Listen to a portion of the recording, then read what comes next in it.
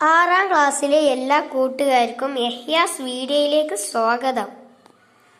ഇന്ന് നമ്മൾ എടുക്കാൻ പോകുന്നത് ഹിന്ദി പാഠപുസ്തകത്തിലെ രണ്ടാമത്തെ ചാപ്റ്ററാണ് ഇന്ന് എടുക്കാൻ പോകുന്നത്. ഈ കഥ എഴുതിയത് പാരോ അനന്താണ് ഈ കഥ എഴുതിയത്. നമ്മൾക്ക് കഥയിലേക്ക് കടക്കാൻ.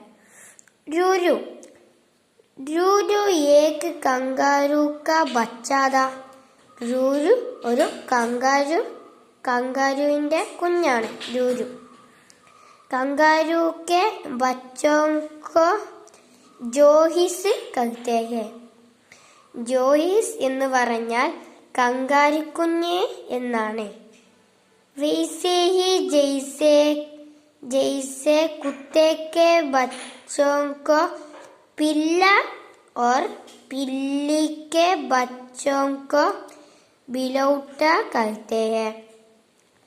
പില്ല എന്ന് പറഞ്ഞാൽ പട്ടിക്കുഞ്ഞും പൂച്ചക്കുഞ്ഞിന് ബിലൗട്ട എന്ന് പറയുന്നത് പോലെ ജോഹിസ് എന്നാൽ കങ്കാരു കുഞ്ഞുമാണ്.